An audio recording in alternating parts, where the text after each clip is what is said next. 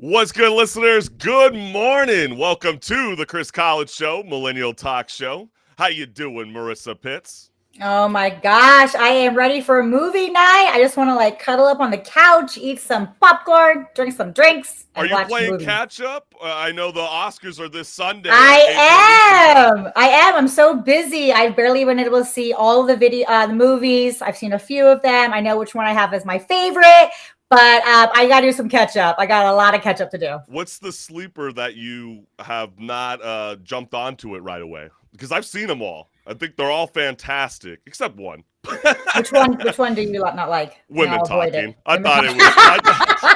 That's It's not what just I'm jumping on. it's completely horrendous. I mean, if they're gonna put that film up there for Best Picture, they might as well. Now I actually probably have to see it just because I got to see if it really is that horrendous. They It might as well sounds. just. I'll be honest. And as a woman, this is horrible.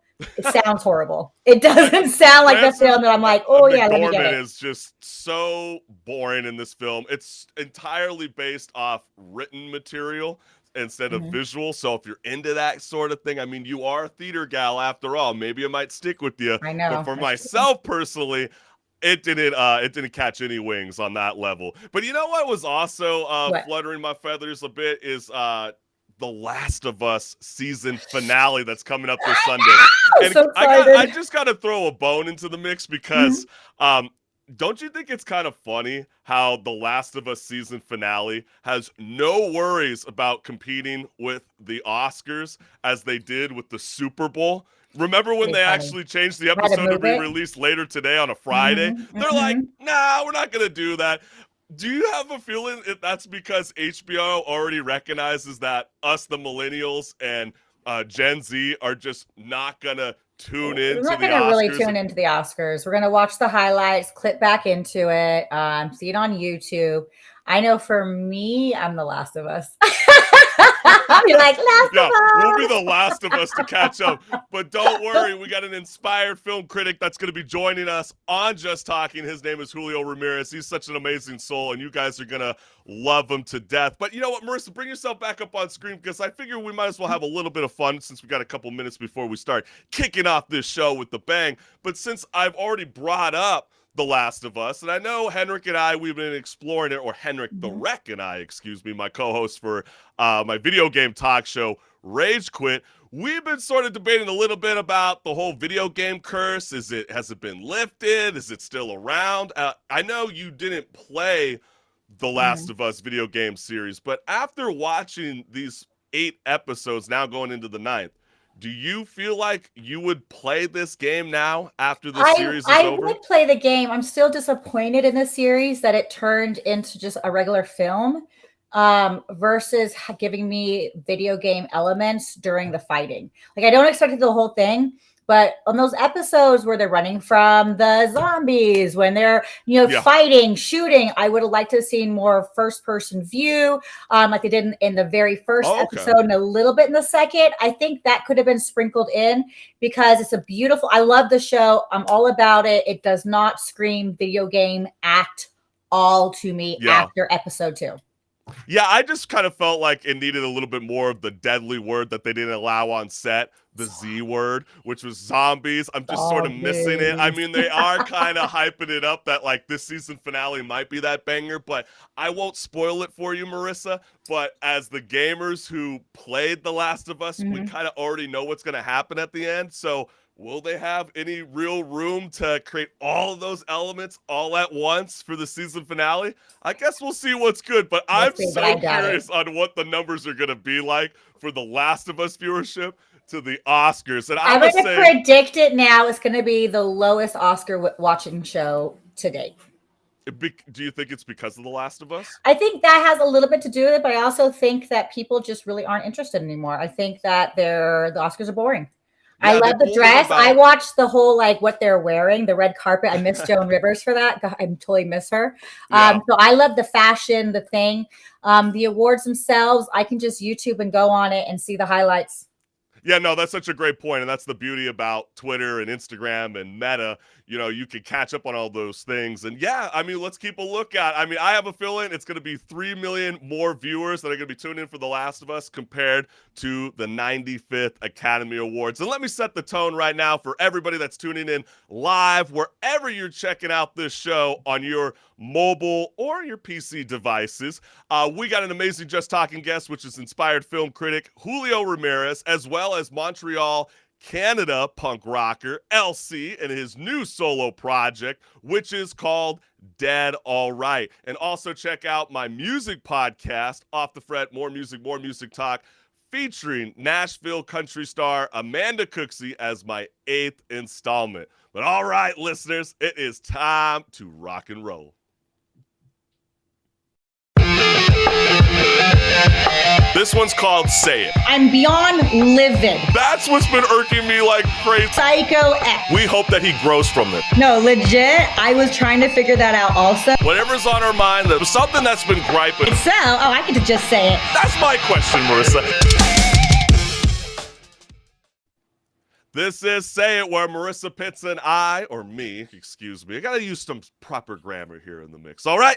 This is a talk show after all. Well, we're gonna be talking about one of the things that's been circulating across the globe this entire week, and that is Chris Rock finally addressed the moment Will Smith slapped him at the Oscars in his new Netflix special. The slap heard around the world shocked millions of viewers in 2022. So we have that clip right now. Oh, wow. Wow. Will Smith just smacked the shit out of me. And people like, did it hurt? It still hurts. I love Will Smith. My whole life I loved this. I saw him open up for Run DMC. He made some great movies. I have rooted for Will Smith my whole life. I root for this motherfucker, okay? And now I watch Emancipation just to see him get whooped. I mean, I sort of laughed at that because I don't know if you remember me saying this on a previous episode, Marissa, but like, I always felt like Will Smith will still forever be one of the most iconic movie stars of all time. Yes, what he did last year was one of the dumbest things. Movie theater. Well, he's definitely up there. He's definitely like, when you think about some of those all-time greats, especially in our generation, I have a feeling Will Smith is always going to be brought up amongst the circle. But it's unfortunate because Emancipation was a hell of a film. And do you feel like, even for the next decade, because he is banned from even showing up to the event, do you feel like he's going to be onslaughted, or will they allow him back in at a, maybe not a decade turn of event? Maybe they might shrink in his suspension. What's your thoughts? I have a feeling they're going to shrink it. Money talks. And anytime the producers of Emancipation, when that happened, you know how mad they were. They were like, we were about to ride some coattails, and now damage control. Well, think about Apple Film. That was supposed to be one of their blockbuster hits, but now it's hard to back it up with a lot of promotional money when your boy's getting in a lot of trouble like this. So I have a feeling, I don't necessarily think the 10-year will stay. I do think he'll hit a solid 5-year, and then there will be a whole thing out there, revamp, an apology, a blah, blah, give back, blah, blah, blah. See, I 110% agree with you, Marissa, because I think this is what Chris Rock was getting at in his entire special, which is this selective outrage. It's really our generation that does this a lot. You know what I'm saying? Where we pretend to be really outraged over something. I mean, I kind of use the coin term that, metalcore band Bring Me the Horizon say, Anti-Vist. It's a very great track if you haven't heard of it, if you like to rock out. But really the whole concept is, a lot of people like to, eat hot Cheetos smacking their keys on the keypad, trying to say that they're for a cause, but do they really even do anything to change the effort? When it affects their life, are they still behind the cause? Yes, exactly. Just like, remember when Chris Rock made that joke about, like, literally think about the mobile devices that we're all rocking. I'm guilty. iPhone, it's all made in a sweatshop, that probably was used with child labor. So, I mean, if you're really upset by that, are you going to be using an Android? But is an Android not made in China? It is. So right, exactly. You have to go no phone. So I guess we're going to have to stick with the Neuralink. I'm Is that down. what we're suggesting? I'm down. So Elon Musk, if you're listening right now, I'm gonna use a little tiny little chip in the back of my earlobe. I'll be the guinea pig. I don't mind. Yeah, you'll be the guinea pig. Yeah, actually, that's a good call. Since you're the first one that wants to go and touch the red sand and Mars, let's go ahead and chip up Marissa first, and then we'll see whether we want to start doing selective outrage or not.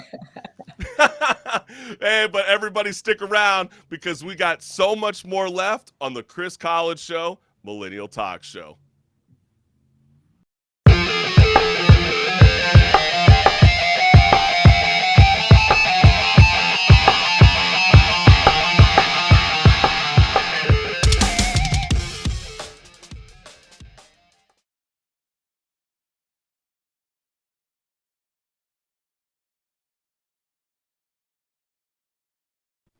What's good, listeners? This is Just Talking, and our film critic that's joining us right now is Julio Ramirez, live on the Chris College Show, Millennial Talk Show.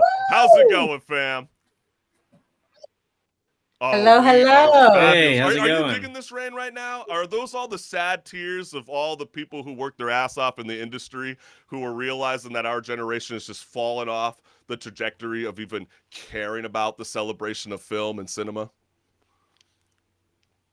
Well, that's a good question. I'm someone who still enjoys checking out the Oscars because, hey, I like to see these movies get as celebrated as possible, to know that that people are still watching movies, that we watch enough movies to see if they're gonna get this amount of attention. Yeah, I mean, And- do you still view the Oscars as the golden standard? It's one of many golden standards. It's just one of those noticeable things because it's the oldest of the bunch. Yeah, absolutely. I mean, 95 years of the Academy Awards, and that is super incredible. And Julio, since we got you on right now on Just Talking, we wanted to have some fun with you. We figured we would put you through the ringer, have you walk down the red carpet, and do an Oscar Good trivia. luck. I would have failed. I failed at trivia, so good Well, luck. you know, Good luck, Julio. I did come up with these questions, Julio. So if you do need to throw a lifeline, I will allow you to use Marissa Pitts, but there's no guarantee she's going to know these I'm answers. horrible. Don't use me. So let's All right, go let's see what I ahead can and do. set the tone for everybody. Very first question. What year was the first Academy Awards ceremony held? Was it 1924, 1929, 1935, or 1941? 1929. Ooh, so good. My So boy good. is already on top of it. 1929. And that was tricky, Chris. You had a 1924 and a 29. Well, Tricky, you know, tricky. I kind of did say it was the 95th anniversary. So, you know, Julio obviously knows how to do his math quick in his noggin. So, you know, he's It's- already on top of it. That's a funny thing because I was terrible at math throughout my school. So it's funny that I can remember a certain year like that. Hey, well, you're already on top of it. But hey, let's keep the party going.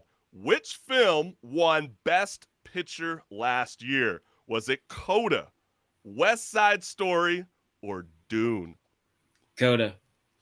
And my boy is nailing it with flying colors. That was Coda that won for Best Picture, but it didn't win Best Director. Do you remember who that was? Anybody? Marissa? Yeah. I remember. Do you remember Say what's it, Julio. Who is it?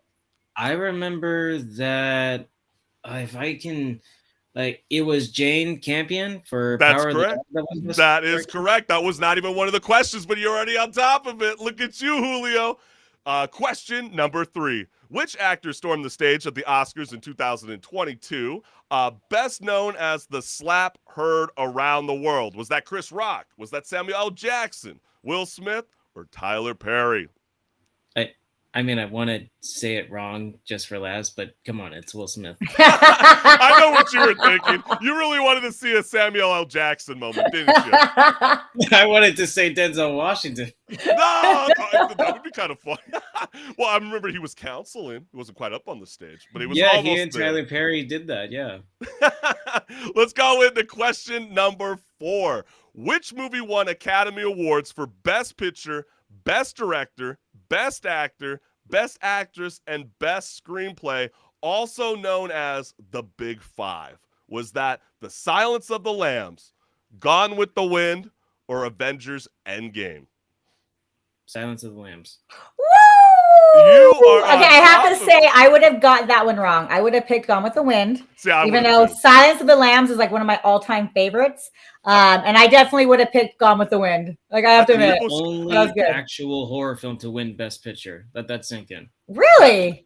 Yes. Yeah, like Dang, Sixth Sense, I Get didn't know Out, that. Jaws, Exorcist, those said films, they never got the big one. Isn't that Wow. incredible. I mean, I'm telling you, The Silence of the Lamb is a classic. Well, classic, Jodie Foster classic, gets classic. slept on a lot in that film. Yeah. But That's let's good. go on to the next question. Where are the Academy Awards held? Is it the Beverly Hilton in Los Angeles? Is it the Plaza Hotel in New York City?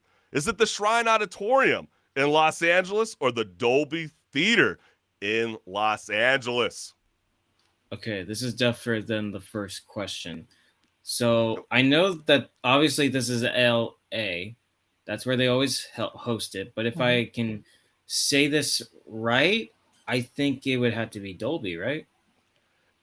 It is the Dolby Theater. Yes! Look at you, Julio. You are on top of it, my friend. And let's go on to the next question, question number 6. It's only going to get harder, Julio. So if you thought that was hard, get ready, my friend, because what new award category was added to the Academy Awards in 2001? Was it A, Best Foreign Language Film, B, Best Assistant Director, C, Best Animated Feature, and D, Best Song? Okay. I don't know how long foreign language films, internationals, have been around for that category. I know there's no such thing for the assistant director, which should be a new thing. The original song, that's been around probably as long as the foreign category, but I remember it pretty well. I actually watched that one for the first time. It was the animated feature. That is correct, my friend. It was Best Animated Feature. And just a fun fact, do you remember the film that won in 2001?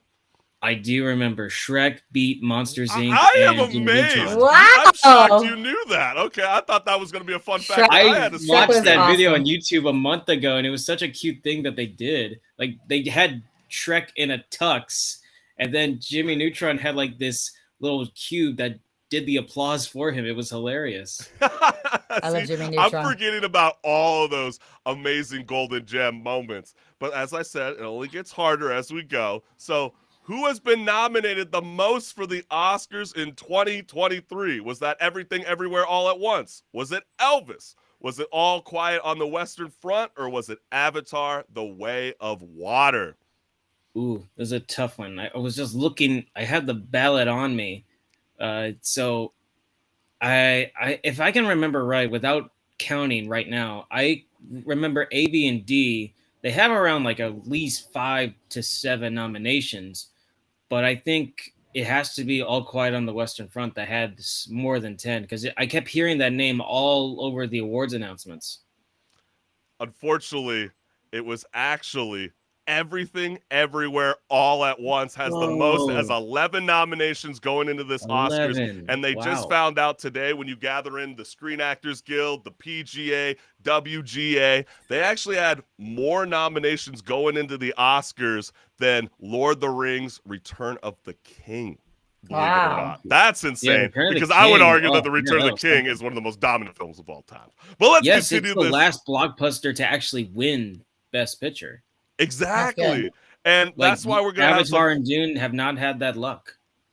Not as of yet, but there is some momentum that might build up with that part 2 of Dune, at least. But since we are talking about some great blockbusters and great sequels, which movie was the first sequel to win Best Picture award? Was it Lord of the Rings, The Two Towers, The Godfather Part 2, or Toy Story 3? Okay, I remember these ceremonies. I remember seeing pieces of them. Toy Story 3 only won Best Animated Feature and Original Song that year. It ended up losing to The King's Speech, respectively.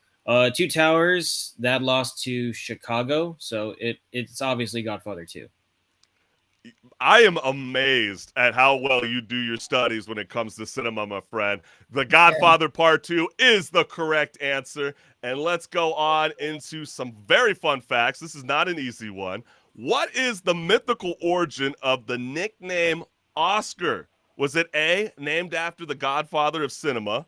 B, is it an acronym for only star can achieve rewards? Or C, an employee of the Academy claimed the trophy looked like her uncle Oscar? Or D, all of the above? Ooh, I don't know this one. This is gonna be a big guess. Um, I want to laugh and say it's B because it makes a lot of sense, but it sounds like faith when you say it's C because A makes no sense to me in comparison to B. So what's your lock? What's your lock, baby? Like final answer C.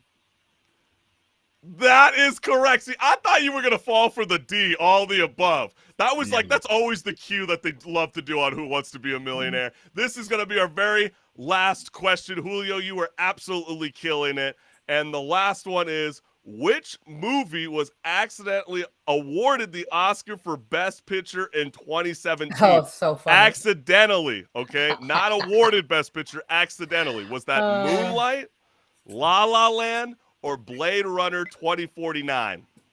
Well, I already know like this big time. Blade Runner 2049 came out like the year of that ceremony, so it obviously wasn't nominated at all until the following year.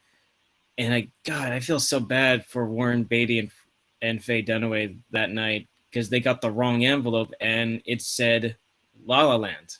That's correct, my friend. Yeah. And look, we got a listener that also had La La Land, 626 code 12. Well, you were right also. We definitely appreciate you, everybody that's jumping on into the mix. But yes, that is correct, Julio. You were nailing it, my friend. And let's set the tone because you are an inspired film critic. So what are you looking for in a film? I just think I want to see the patience that's made with telling a story. And then I just like to share my thoughts about it afterwards. And how do you choose a film to review? Well, during COVID, I was very nostalgic, like a lot of people when the theaters closed. And I remember binging on the MCU. Okay. That was very fun to do. Same. I totally binge on those. That was like a 3-day binge. I just started like doing other stuff that I liked. I did a lot of it was blockbusters, and then I slowly just started doing the stuff that gets attention during awards season. Like I remember doing stuff like Nomadland and The Father and Judas and Black Messiah before the Oscars, and I keep the tradition going where I still do blockbusters before the new entries of the franchise come around. Fascinating. And I mean, really? you know, as us millennials, you know, we're always on our mobile devices 24/7. So when it comes to analyzing film, or do you have to go to the movie theaters when you review this content, or are you okay with sitting at home watching on maybe your 60-inch smart TV? That is a good question. I like to play it both ways. So if I have the time to go to the theater, I will definitely watch it. But I would wait to rewatch it at home to naturally flesh out my opinion. Because when I go to see a movie that I end up liking, I want to just cherish the memory before I make a job out of it. That's a good point, Julio. And I gotta say, when you are obviously reviewing films, I got to imagine that you've seen quite some shitty films too. Do you remember the last time you had to review a really crappy film on the top of your dome? Ooh, well, I remember I still haven't reviewed the G.I. Joe movie Snake Eyes, which is kind of ironic. I know I should have done that already. So you, as a film critic, can see a movie poster or trailer and already could tell that it's going to be bad right away? Not always. Like, I actually gave a lot of faith when that came out because I was just happy that the theaters were open. And when I saw that, I was very conflicted because I wanted to enjoy the movie so badly. Like, I'm pretty sure, like I wouldn't identify as a G.I. Joe fan, but like I knew that there was a lot of potential. Yeah, no, absolutely. But if you were to ask me the last thing I actually reviewed that I didn't like, it was going to be the Disney remake of Pinocchio that came out last year. Oh, you didn't like with Tom it? Hanks. I love Tom Hanks. I love Robert Zemeckis, but I think they were just trying too hard to recreate the magic Disney left behind. Oh, they couldn't. If you go in thinking it was going to be like the Pinocchio, you would be sorely disappointed. I loved it. I thought it was dark. I thought it touched on just different things about war, death. I really loved it. But definitely, I went in knowing it was not going to be Pinocchio. Both of you guys bring up great points. I mean, isn't that the problem? Is that, you know, a lot of these films are just either remakes or sequels or based upon a true story. Do we need a little bit more creativity when it comes to the cinematic world? We do need more creativity, but it's just hard to craft an original story. But can we also, when we have new creativity, can we not just check off the boxes? Because I saw Strange World and it was a box checking crap. Okay, I'm sorry, and I love cartoons. I'm a cartoon fanatic, right? So I watch them. I'm all for it. I'm like, go Disney. I love you, Disney. Well, and it was all just like, can I check off this box? Can I check off this box? Can I check off this box? And I watched more about how many more boxes they're going to check than the actual story. I thought the story, it had something there. It was there was great moments. I like the introduction of you have a gay character coming in. Like, I liked all that, but it just felt like, and box checked and box checked versus Marissa, the story. Let's set the tone, because that's how a lot of people feel like when they go into the 95th annual Oscars, because a lot of people feel like the films that are being nominated into Best Picture, for example, are always somebody that has to like kind of fit in an agenda. But I know Everything Everywhere All at Once, that is leading the Oscars, has 11 nominations. And is this the clear front runner to win Best Picture, Julio Ramirez?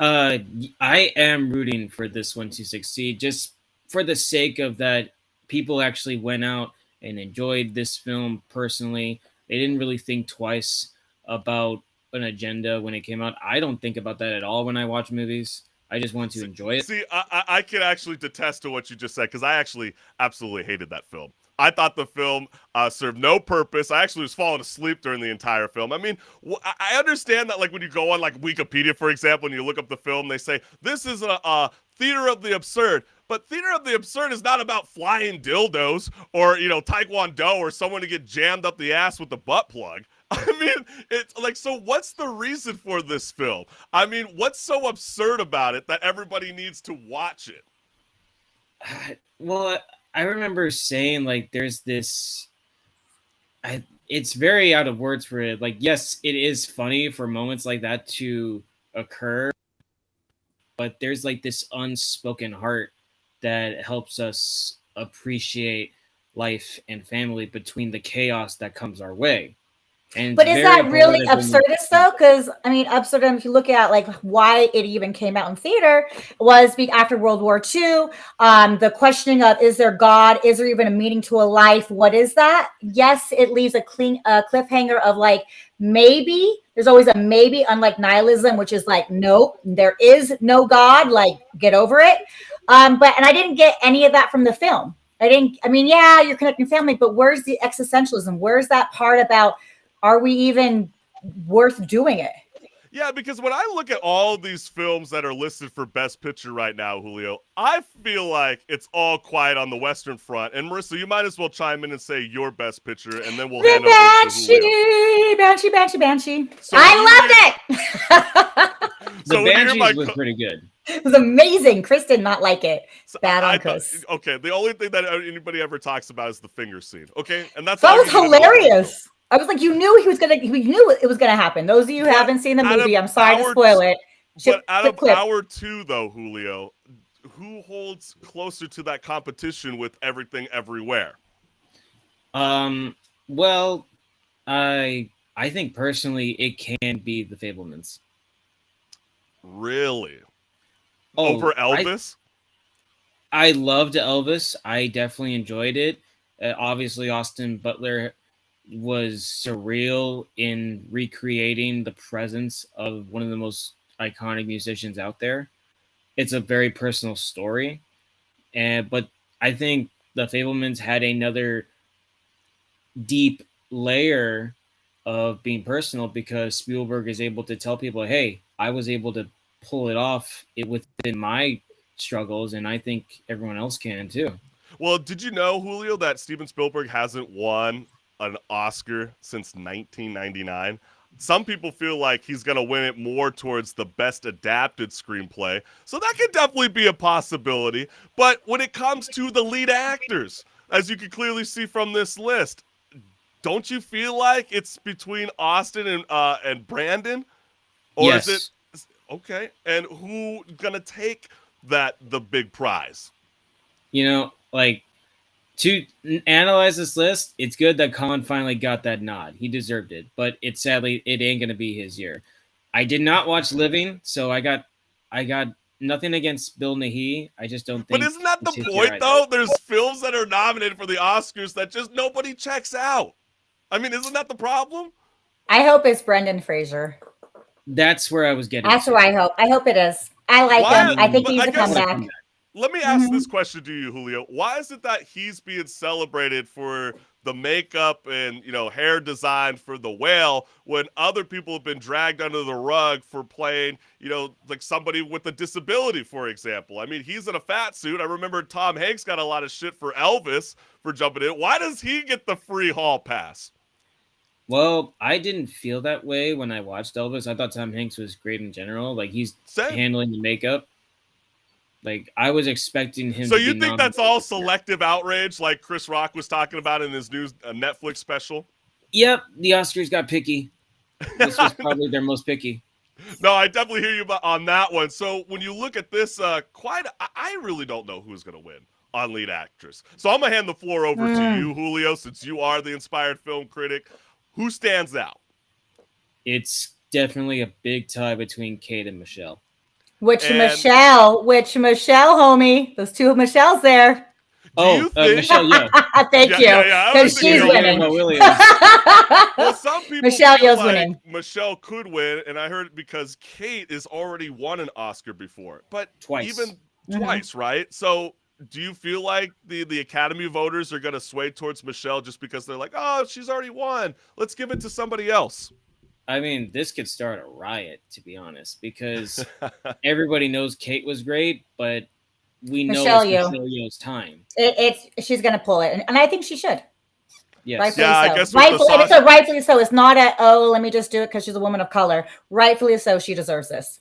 Yeah, Yeah, well, I I don't thought really the film think sucked about that ass, so stuff I have to say But no. you're looking at the acting. The film could I- suck, but if you're looking at the acting, looking at what she's bringing, that's two Not a different whole things. lot of anything she Absolutely. brought to me, in my opinion. Kate just I did not feel watch like Two all Leslies, these. though. I feel like all these movies in the actress category are just blah. That's why I don't really have a thought. So yeah, I guess you guys are right. I think you're onto something. Maybe it is Michelle. But let's continue it going. I mean, there are supporting actors out there. I mean, we definitely want to. So who's the clear front runner for you, my man? Oh, easily, Ki Hai Kwan. Easily. What? No, Brendan Gleeson. Hey, that's Like, what a I lot got of people love are for saying. Brendan and Marissa. Barry. I saw that coming a mile away that Brendan and Barry would be the competition. And I definitely enjoyed Brian Tyree Henry. That was a good choice.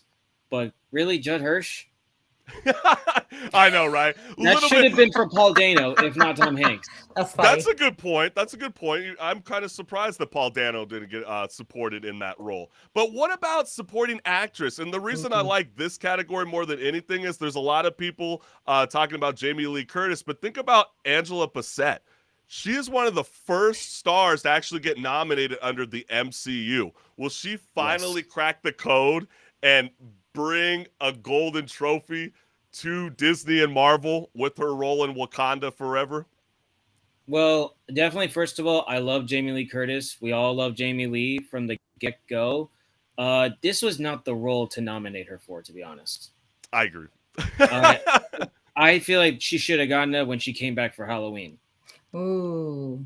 And it would have been too much of a gamble to give her something for Knives Out. Okay, I'm going to say why I think it's going to be Jamie Lee Curtis. If you look at anytime a woman makes herself extremely ugly and not attractive, they end up winning. So just saying, anytime a female who is good looking, to kick off the makeup. when they make sure that you are repulsed by them physically, they will win. Oh, it's so true. Same thing happens with the guys. I agree. And so when Yeah. it comes to best director, since we are sort of running out of time, will the Daniels win, or will it go to Steven Spielberg or any of the other names that I didn't list right now? I feel like Spielberg could get the directing Oscar while the Wow. Daniels get the screenplay Oscar. That's a great point, Julio. Let's keep it rapid fire since we got less than a minute. What about original screenplay? Anything stick out to you? Again, I think the Daniels could get the screenplay Oscar locked. All right. And then what about the adapted screenplay? I know Glass Onion is kind of the sleeper in the mix, and also Living, which I did not see, to be quite frank, so I have nothing to say. But gosh, women talking? Really? I felt like they just threw that in there because some jackass put them in for Best Picture, so they had to, like, even out the mold. I mean, who do you got in adapted screenplay? Controversially, I'd give it to Glass Onion. Glass Onion was great.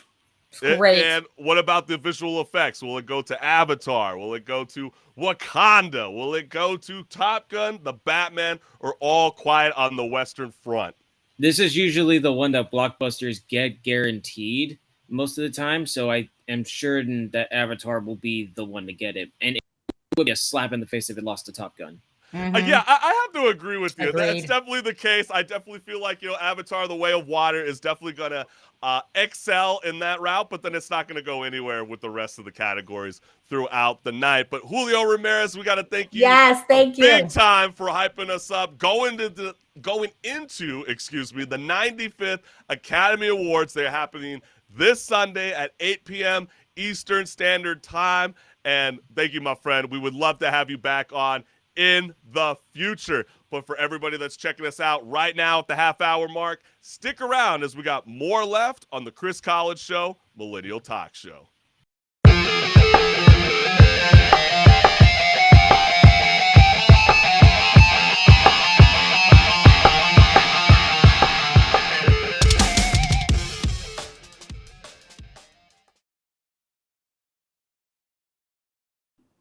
What's good, listeners? Joining us on Strike a Chord is punk rocker LC to discuss his new solo project, Dead All Right, live on the Chris College Show, Millennial Talk Show. How's it going, fam? Woo! Hey guys. Hi, what's up, LC? So I know we got some of the race first off, factor happening. you did not like Everything Everywhere All at Once? That's not. No. Oh, that's so you're not calling me amazing. out already. You're calling me out on my best Oscar thing. LC, yes. So what fit the most for you, LC, when it came to Everything Everywhere All at Once? Oh, it's just like a what the fuck movie. Like you can't believe what you're seeing at all times. It's just what I love. But like, what stuck with you? Because something about flying dildos and getting jammed up the ass with the butt plug just doesn't. It's just like the easy stuff. And trust me, LC, that's like a film that I would like laugh and love to go It's to. a But couple I of throwaway constantly felt jokes. myself hitting the Yeah. pause on the remote. But underneath, there's like a heart. It's anyway. I think there's like multiple levels in there, and I liked it. But not All Quiet on the Western Front. I mean, that film felt like it Didn't see was it, meant for honestly. the subwoofers and the sub bars at your home theater, even in the movie theaters. I mean, come The on, Banshee. man. How about the Banshee? I'm just I think calling I- it there. I think I just like weird movies. You would like the Banshee then. Oh really? Oh Yes, like- I have to say, if you have a good sense of humor, you would love it. It is definitely a quick wit. You got to be smart, which might be why Chris See, didn't like it. Honestly, LC and we don't have time for any of that shit. All right? I think We wanna LC get to does. the heart I of the think film. LC does. I think LC's got lots of time. But LC, as the front man for Brand New Lungs, what inspired you to start this solo project? The pandemic, honestly. I just started writing songs for my other project, and then I kept going and I kept going, and I ended up with like 12 13 songs, like complete, everything done. So figured might as well just do it on my side, because I showed the songs to the other guys, and they're like, yeah, we did nothing in that. See, I was about to reference that because I bet, as a band, you have plenty of written material. So are you telling me that when you showcased it to your other projects, they were just like, dude, LC, we love you to death, bro, but like this just doesn't fit the mold of what No, we're it trying did. to It did. do. It's just like the like in a band, people like to contribute to the songs. So when you took 95% of the controlling of this solo material, that had a problem with your other band members? That Well, they I felt just like kind they- of got carried away. They're okay with me doing the thing on my own. I love the songs and I just kept going and I had a blast doing it. So I just ended up with like finished songs. Since So you no, I was gonna say, LC, since you didn't have to, handle like creative differences or conflict within band members, because Dead All Right is a solo project. Is this a blessing or a curse? Do you miss having a voice in your head, or is it better to work solo at times? sort of both, because like I'm free to take whatever direction I want and just take the time, put something on pause, go on something else, and just do like crazy stuff that I wouldn't have took the time to do it before. But then again, I have nothing to stop me, like to tell me, hey, this is a bad idea, or just like pitching band names or stuff like that. It's tough when you're alone. Yeah, I was gonna say, like, what are some of the biggest challenges that you face when you're starting a solo project from scratch? Not much, I'd say. Like the toughest thing has been to find the band name on my side. And so I the know the you rest had came some. super naturally. So And so, since you keep referencing the band name, and you had had a hard time at least trying to come up with the concept that really stuck with you, because again, you are the solo man in the group, you have to vibe with it. So, yeah, where did the inspiration for Dead All Right come from? I I searched for months, honestly, and like it's tough finding a good band name that's not taken. Like every time you have a good idea, you just Google that, and it's like a band in Wisconsin who got 4 songs out in 2016, and you're like, dang. Ain't that the truth? And you're like, dude, I think I have a little bit of clearance now that you've been 5 years of not making music. Am I Yeah, okay but still, to take all, up all on the it? all the usernames for Bandcamp, stuff like that. Can't I take kind that. of feel So like that's the case when you even trying to come up with your own video game gamer tag. Nothing's sexy anymore. Do I really want like 4 or 5 digits at the end of my name? I never realized that's still like such a hard problem going into 2023. people in like 50 years are gonna have names with like that That are gonna long with sound like 20 Elon Musk numbers, kids. and yeah, exactly. Is it gonna sound like you gotta decipher the code to actually open up the LP or single? Sorry. No, and so like, what sets you apart from Brand New Lungs to Dead All Right? What sets me apart? I think it's just the approach. I always been like I always write the same kind of music. I don't really do a conscious effort to really go into one definite style. I just write songs and they just end up the way they sound like. And I feel like my stuff is just 100% me. So like the skate punk stuff is super skate punk and the pop punk stuff is super pop punk. I feel like it's a bit more 100% what I like, I'd say. And so, what sets you apart from the rest of the punk rock genre? Or do you feel like you are embracing that sound? I feel like I'm embracing it. I don't want to fall into like a category at the same time. Like I don't want to be uh pinpoint as like this genre and nothing else, but I mean I feel like I'm part of the skate punk pop punk scene and I'm embracing it. It's fine for me. And so I I got to show an image up on screen because you guys, or excuse me, you had some incredible artwork promoting Dead All Right. Oh, sorry, Marissa. I'm all jumping on you. She's like, what the hell, fam? But I'm looking at this and I'm going, what the hell is that? I mean, you look like Tortilla Man from Slipknot. And he might be picking up some inspiration from you. So when we spoke in private before the show, you were telling me that you are a horror fanatic who Yeah. loves, looking into Halloween masks. And so how did you create this thing? Well, I had this idea because there's sort of a theme throughout the songs of like death and like growing old and stuff like that. So I thought it would be a good image to have a zombie as kind of a mascot. So, but sort of not a bored, but like a jaded zombie. Like throughout the pandemic, who's kind of tired of being stuck inside and like he's worn out. And And so is that what you portrayed us looking like if we were just Yes. isolated like in a vault, like in the Fallout video game? Is Yeah. that how we would look like? Ghouls coming out? probably orange. Yeah. Orange. Haven't seen the sun or the rays. So I had this idea, but I kept looking for masks online to kind of fit the bill. I just wanted to buy like a zombie mask, but online all the zombie masks are like super aggro or like dead. Like so it really didn't fit what I had in my head. So I just like bought 2 masks. But you Cut were some I was stuff gonna say out, you were telling yeah. me that you didn't even start from scratch. You were actually buying other Halloween masks, and then you Yeah. were cutting them apart, and then this is what you molded. Yeah. Well, I took 2 masks and I stuck them together, and I took some like liquid latex, and I redid like the eyelids, and I painted the thing, and I added plastic eyes, and I have it here. So That's you're the Dr. Oh, Frankenstein. look at it, he's got it right now. I love Oh it. my gosh, it looks even more ugly in person. Yeah. Do you plan to perform cool. with that thing on? No. Never, ever. Why? Why? wore it- I think I you wore should. it At least for one the- song. At least Or one what song. about the band Ghost?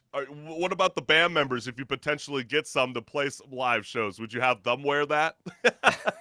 I don't want anyone to wear that on the stage ever. I wore it for the photo shoot for like an hour, and it was. Did it start more than melting enough. on your face like Corey Taylor? Can't breathe Funny. in that. It's super hot. No way. So let's go back to like the songwriting process. I mean, what factors did you consider deciding to release more singles than a full-length LP? Because this is a topic that Marissa and me bring up all the time on Strike a Chord. It's hard for a new project to take off. First off, and I've gotten records out with my older bands, and like you put a record out and there's a buzz and everyone's talking about that, and there's like 2 weeks that are nice, and then after that everybody forgets about it. So I'm trying that. Still not sure if it's a good idea or not, but so far it's been working out pretty good. I'm just treating it more like content than a full LP. And do you think, releasing singles over albums is more beneficial for like building a fan base and reaching new totally. listeners? How so? Yeah, because you always have a constant presence. Like you start with the first one, and then I don't know, 50, 60, 100 people see it, and then they like it, and then they share it. And by the time you get to the 10th, 11th song, it grew like naturally. And so when we So talk I about won again. Sorry, Chris. Singles rule. I won again. Because my whole issue is it's like I feel like with LPs they tell a story. I completely agree. Mhm. And the album is built like that. There's a so you're flow. not just like picking from written material that you're like, oh, this is jives. Like you're actually creating a concept. It's an album, but it just comes out one song. It's at like a The time. Last of Us. Honestly, it's like what Disney does. Exactly. They feed you one episode or one song at a time, and then at the very end, you have a whole compilation, and you can Exactly. watch it from the beginning to the end. But what do you think And about that's the artists plan. like? But And what do you that's the think about plan. artists like Ronnie Good, I Radke, like it. for example, from Falling in Reverse, who likes to release singles like every 1.5 years? Do you think that's a bad practice model, or what are you suggesting is like I'm going to be releasing a single like every 2 or 3 months? I guess it's to each their own. I think the album format is sort of like an outdated thing now. It sucks Okay. to say that because I like albums, but with the social media and stuff like that, it makes way more sense to like release just songs. And I have stuff set up like on my Apple where it's like I buy the album, and then as the new single comes, a new song, like I get it and I get it and I get it, Yeah. and it just notifies me. It's like, oh, you got another song. I'm like, oh, cool. And I it's jump like on a nice that exact same surprise. day. Ooh, Mhm. a new song, and then Yeah. you listen to it, And I it only puts pay more like the spotlight. $25. Yeah, and it puts the spotlight more on every single song, Mhm. more than you release 12 songs at a time, and then there's 2-3 songs that are sort of like fillers that nobody really listens to. Mhm. See, I feel like you're giving me a lot of smoke and mirrors. I don't know if you're telling me the Oh. truth, LC. You see what I'm going with this? You see Yeah, what I I'm do. doing here? That was good. Because, That was in a good. broader sense, you can refer to like any situation where, people are trying to hide the truth or, mislead others. I hope you're not misleading me. Okay. I hope there's a full length LP in the works. But is this directed to It's done. anybody? Because It's all over. Yeah, like are you directing this towards like the music industry or some source out there? I mean, what is Smoke and Mirrors all about? Smoke and Mirrors. Oh man, it's more about it's like one of the last songs I wrote. It's more about getting stuck in like what you did in the past, and like sitting on your ass at home during the pandemic and being satisfied with just rehashing old stories rather than go out and create new memories, you know. Right. That's more about it. Okay, but like, why do you think people sometimes use Smoke and Mirrors instead of being truthful and transparent? I think some people think that like it's over. 'Cause, but I mean, when you get to a certain age, like 35, 40 or something, like I know some of my friends are like, okay, I had bands or projects in the past, and I had my prime is past. I've had some fun, and now I'm happy to have that in my head. But me, I want to like keep going and like create new stuff. So that's about it. And I think you got amazing work cut up for you, LC. This is an amazing solo project you got going on right now. And your solo project, again, is called Dead All Right. And we're about to get ready to play your lyric video for that single that is called Smoke and Mirrors, live on the Chris College Show, Millennial Talk Show. So let's get it on, fam.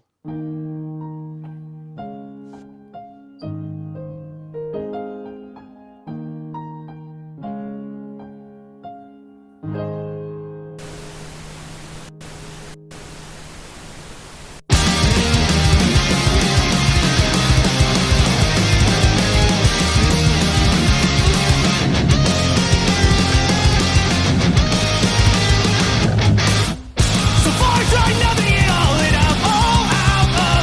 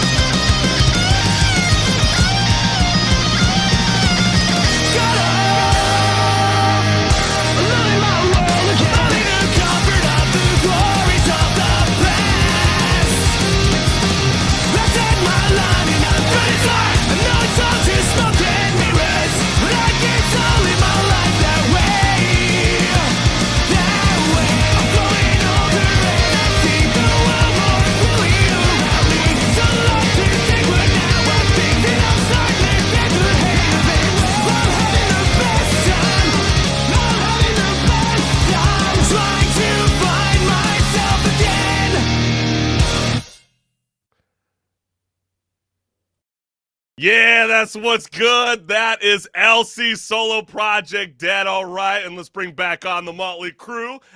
Before you go, LC, what are your plans for the coming months?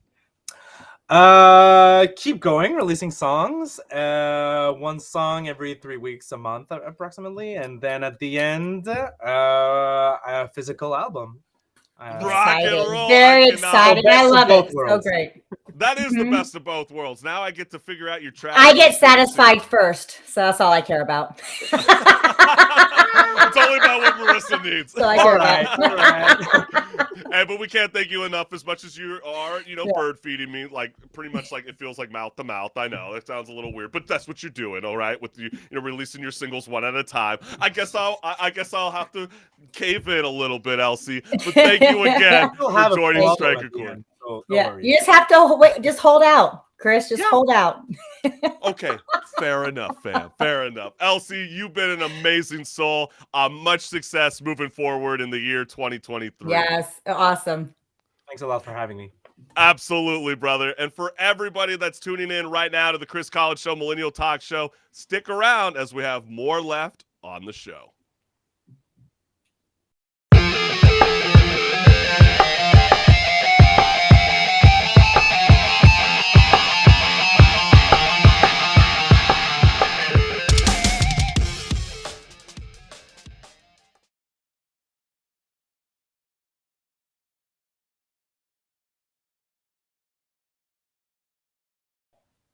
What's good? This is obviously what's good. That was dumb. I butchered that. It's probably like how the Oscars are going to be butchered. That's so okay, funny. I had to pick What's the font good? somebody. You're part of Yeah, what's good. This is what's good.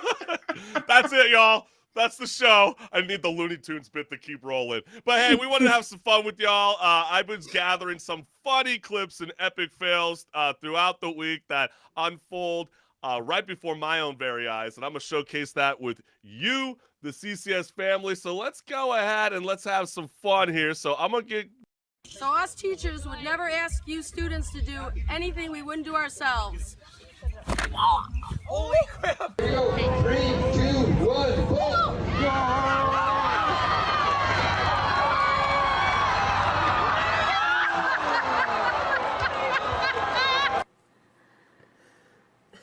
I don't think this is gonna.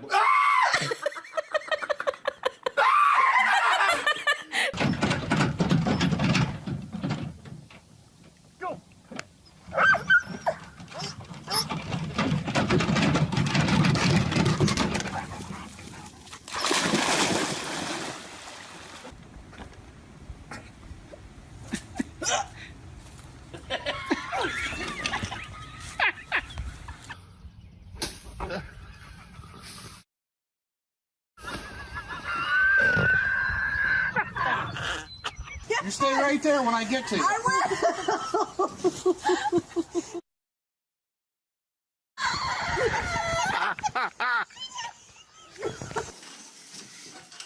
You're gonna sit up here, Benny? As you can see, some people are having rougher days than Marissa and me are having right now. But, clearly we can all have a laugh. And I always kind of laugh at that one video, Marissa, where the guy's golfing. Like, I get that people want to say you got to play where the ball lies, but, like, really? Right next to a water? How dumb is that? Like, yeah, that's pretty stupid. All I know is that trampoline thing. I was like, lawsuit. That's happened to me before, actually. That happened to me fell before. through a trampoline? I fell right through a trampoline that was old. Because sometimes, when, 110-degree weather, people don't realize, like, those That's a trampolines start to kind of lawsuit. feather out. I mean, who am I suing? I don't know. Wasn't my trampoline. But hey, I can't thank everybody enough for joining the Chris College Show Millennial Talk Show. Check out Inspired Julio Ramirez. He is a film critic that will be following the landscape of the Oscar season. That's coming up this Sunday at 8 p.m. Eastern Standard Time. So let us know what's good. Who's going to win the big prize in the end? And let's also give a huge shout out again to Elsie and his solo project, Dead All Right, and you can check out his singles right now on audio streaming services. And I want to remind everybody, I do a video game talk show called Rage Quit with my co-host, Henrik the Wreck. We do that show live every Tuesday at 10 a.m. So join us. Let's have some fun. We'll give you guys the gaming news that you want to hear. Also, I have a brand new music podcast, Off the Fret, more music talk, featuring country star Amanda Cooksey from Music City, USA. That's Nashville, fam. And also, if you like what you're listening to, go to thechriscollinsshow.com and become a member today and get that free CCS t-shirt. For now, enjoy the weekend, fam, and I will see you next week. Peace. I wish you were here spending all of your What's good? It's Chris from The Chris Collins Show, Millennial Talk Show, featuring Nashville singer-songwriter Amanda Cooksey, known for her breakup songs, crop tops, and TikTok covers, is a refreshing new voice in country music. Joins Off the Fret. More music talk. What's good, party people? Chris Collins Show presents Music Storm 2022, hosted by Chris Collins and Marissa Pitts, featuring Royals, Hurricane Highway, Cannibal Kids, Amanda Cooksey, in denial. Astoria State, Kid Dad, Resounding, Sleep Cycles, Avenues, Freckles, Weather Worn, Just True, Sophia Marie. Music Storm 2022. Available wherever you listen to podcasts. Our brand new podcast, Off the Fret. I love it. It's more time to chat. Hello. You look Can you so hear me? jazzy. I love your outfit. How far would you go to start playing live music again? This slaps harder than my ex when she got her stimulus check. So, are you here to bring the sexual healing with your music? Everything is everything, and I guarantee you're gonna hear this song in the future. I love the flow, man. Politically charged album. So, if you get easily offended, this might not be the album for you. Brand new podcast, Off the Fret. So excited. Has Kim Kardashian accidentally sent you a coochie shot? Do you want to stay there? It's completely your choice. Or you want to... I feel you. And you know what I love? Off the Fret. More music talk. Peace.